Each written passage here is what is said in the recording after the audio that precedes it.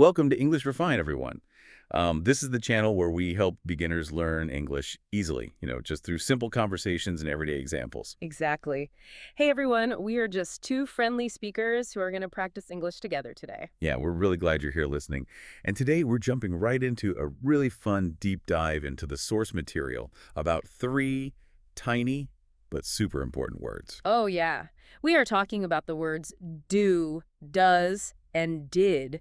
They are basically the glue of the whole English language. They really are. Hmm. And to help us out today, we're looking at a big stack of sources. We've got grammar guides from Bay Atlantic University and Grammar.eco. Right, and we're also using some foundational rules from Woodward English. Plus, my favorite part, we have actual conversation transcripts from Talk Nora and Talk Emma. Oh, and don't forget the grade 3 worksheets from Learn English Kids. I love those because they show exactly where learners and even native speakers get tripped up. Yeah, they really do. So our mission for this deep dive isn't to just memorize boring grammar rules. Mhm. We want to figure out how these helper words actually work in daily life. Exactly. We want to see why they make you sound natural and, surprisingly, the emotional weight they carry. So let's unpack this. Sounds good. Let's start with the basics from the Woodward English source. The word to do is kind of like a shapeshifter. It has a dual identity. A dual identity. Wait, what do you mean by that? Well, it has different forms, like the present tense do and does, the past tense did and done. But its main trick is that it holds two completely different jobs. Oh, right. It can be a main verb or it can be an auxiliary verb, which is just a fancy way of saying a helper word. Exactly. So as a main verb, it means to actually perform an action. Like if I say, I do my laundry, or he does his chores. Or I did a somersault. You're physically doing an activity. It has real meaning that you can picture in your head. Right. And the Talk Nora transcripts point out something cool here. Native speakers use do as a quick substitute when they don't want to think of a specific verb. Like when someone says, I'll do the kitchen if you do the lawns. Yes. In that sentence, the first do means clean, and the second do means mow. It's just a super easy shortcut for everyday life. That makes total sense. Okay. But then we have its second job, the helper word. And this is where it gets a little weird, right? It really does, because as a helper word, it has no independent meaning at all. Like if I ask you, do you like coffee? Right. I'm not doing an action called do. Yeah. You're just asking if I like the coffee. So why is the word do even there? Well, the sources explain that English sentence structure would basically fall apart without it. English relies heavily on word order to make sense. Oh, right. Like subject, verb, object. Exactly. So if you want to turn a statement into a question, you can't just mix the words up. You need a placeholder to keep the structure safe. So it's kind of like a linguistic body double. Sometimes it's the star of the show actually doing the dishes, and other times it's just the stagehand moving props. That is a perfect analogy. The Talk Nora transcript actually calls it a friend helping you move a heavy table. The friend isn't the table, they're just helping you move it. I love that. Yeah. Okay, so now that we know what it is, let's look at how we use it right now in the present tense. Because this is a huge stumbling block for beginners. It really is. The big divide between do and does. Bay Atlantic University breaks this down really simply with subject-verb agreement. Right, the verb has to match the subject. So if we're talking about plural subjects or using I, you, we, or they, we use do. Yep, and for the third person singular, like he, she, or it, we, use does. Okay, let's do a little practice moment here with the grade 3 worksheets. I'll ask you some questions and you answer. Ready? Oh, fun. Yeah, I'm ready. Let's do it. Okay, do you play cricket? Yes, I do play cricket. Awesome. How about this one? Does it hurt? No, it doesn't hurt. Perfect. And one more. Does the hotel have a pool? Yes, the hotel does have a pool. See, that hotel is an it, so we use does. But here's where it gets tricky, right? The Talk Emma transcript talks about the disappearing S. Ah, yes, the disappearing S. Let's look at a normal sentence. He speaks Arabic. Notice the S at the end of speaks. Right, that little S tells us it's a he doing the speaking. But when we turn it into a question, we bring in our stagehand, it becomes, does he speak Arabic? The S completely vanishes from the word speak. Wait, why do so many learners say does he likes his job then? I hear that mistake all the time. It's because the brain is super smart and wants to follow the rules too well. The brain knows that he needs an S, so it puts one on does and one on likes. Oh, I see. It double applies the rule. Exactly. But Talk Emma explains that does is greedy. It already swallowed the S, so the main verb just goes back to its simplest form. Does is greedy. I'm going to remember that forever. So if you're writing an email and you aren't sure, just remember, only one S per sentence part. That's a great tip. And that brings us to building questions. The Talk Nora transcript calls do, does, and did the undisputed kings of questions. Kings of questions. I like that. You put them at the very front of a sentence to turn a normal statement into a yes or no question. Right. You like pizza becomes do you like pizza? But here's where it gets really interesting to me. If these helpers are the kings of questions, why do some verbs just completely ignore them? The VIP exceptions. The English with the smile source dives into this. The biggest exception is the verb to be. Am is are. Yeah, because you would never say, do you be a doctor? That sounds so funny. Or, does he be tall? You just pick the verb up and move it to the front. Are you a doctor? Is he tall? Right. But why does to be get to break the rules? Because it's ancient. It's one of the oldest words we have, so it acts as its own helper. It doesn't need do. And the English with a smile source mentions modal verbs do this too, right? Like can, must, and might. Yeah. You'd never say, do you can help me? You just say, can you help me? Knowing these exceptions stops you from sounding unnatural. That makes it so much easier. Okay, so they build questions, but these helpers also serve as the gatekeepers of denial, which is like saying no. The power of no. In English, you can't just throw the word not into a sentence. You can't say, I not like bad weather. Yeah, that sounds broken. You need the helper word. So do plus not becomes don't.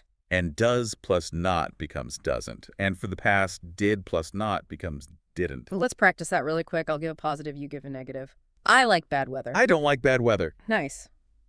My car starts in the winter. My car doesn't start in the winter. It just sounds natural. But you know what's interesting in the transcripts is that native speakers rarely say do not unless they're mad. It's so true. If someone says, I do not want to go, hitting every syllable, they're either being super formal or they are really angry. Yeah, it sounds like a strict warning.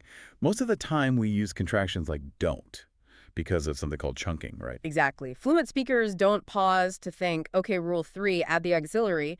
They just learn chunks of language. So a phrase like it doesn't matter is just one big fluid unit of meaning. It just means this is not important. Right. You just learn the whole piece, which is great for beginners. Just learn the chunks. Now let's do a little time travel. Let's move to the past tense. Oh, this is my favorite part because the rules actually get easier here. Both Grammar Rako and Woodward English point this out. They do. In the past tense, did is the universal helper for everyone. I did, you did, they did, she did, he did. It's so simple. The Learn English Kids worksheet has great examples for this, like, where did your brother go last weekend? And look closely at that sentence. Where did your brother go? The word go is just the simple base form. Right, it's not where did your brother went, because, wait, let me guess. Is did being greedy again? You got it. Did is doing all the heavy lifting for the past tense, so the main verb gets to relax. It stays in its basic form. That is such a helpful rule. But, you know, the Talkamet transcript talks about something deeper here. The emotional angle of using did. Yeah, using did isn't just about calendar time. It's actually about looking back and recognizing your personal growth. It's true. Let's look at the feeling between two sentences. Imagine you say, I don't understand English. Ugh, that feels so heavy. Saying don't makes it feel permanent, like you'll never understand it. It's a sad state to be in. But what if you just swap don't for didn't? I didn't understand English before. Oh, wow. The feeling completely changes. It introduces hope. It means the struggle is left in the past. Right. Just by changing that one tiny helper word, you are acknowledging your own progress. You're saying, I used to struggle, but now I'm better. Grammar isn't just rules. It's a tool for framing your reality. It's so beautiful when you think about it like that. It really is. Okay, so we've looked at questions and saying no and the past, but there is a secret weapon we haven't talked about yet. The secret weapon, using helpers for emphasis. Yeah. Usually in a positive sentence, the helper verb is invisible. You just say, I study. But sometimes we force the helper in there. We do. We add stress to it. Like, I do want to go, or he does like spinach, or I did study. So, what does that mean? Is it just being defensive, like a teenager yelling, I did clean my room? Yeah, that's exactly what it is. It's used to counter an assumption. If someone doubts you, a simple I know isn't strong enough. Right. If my friend thinks I'm lost and they say you don't know the way, saying I know sounds weak. But saying I do know is a shield. Exactly. It adds immediate conviction. It carries all this emotional weight to defend your truth. And you can use it for warmth, too. right? Like with commands. Oh, definitely. If you say call when you arrive, it sounds a bit bossy. But if you say do call when you arrive, it adds a layer of warmth. It shows you really care. It's softer. I love that. Well, let's wrap up our deep dive with some everyday phrases from the Talk Nora transcript. Sounds perfect. These are the phrases you hear in everyday English all the time. Let's look at the classic. How do you do? Right. It's super formal, but it's not really a question about your health, right? Yeah. You don't reply with your medical history. No, it's just a greeting. The only polite way to answer is to just say it back. How do you do? It's just a handshake made of words.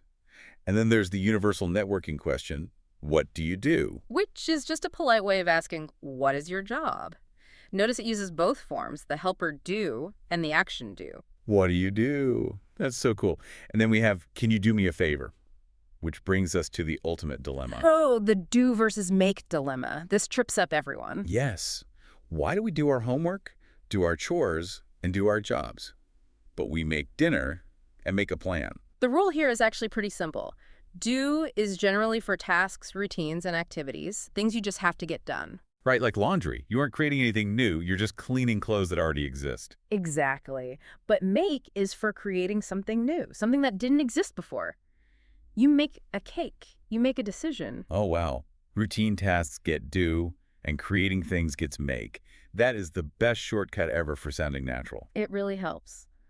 Well, we've explored so much today. We've seen how do, does, and did act as invisible stagehands. Yeah, they build our questions, they help us say don't and didn't, they let us reflect on our past growth, and they even help us defend ourselves. So, to everyone practicing English with us today, here is your call to action. Next time you're having a conversation or watching a movie, listen for these words. Notice when someone stresses, I do think that, and try to feel the emotion behind it. And I want to leave you with one final thought to mull over. We've seen how English requires this dedicated helper word just to ask a question or say no. Right, you can't do it alone. Exactly. What does that reveal about human communication? Maybe the grammar itself is reminding us that to find the truth, we usually need a little help. Oh, I love that. We all need a little help. Thank you so much for joining our English Refined Deep Dive today. Keep practicing, and we'll see you next time.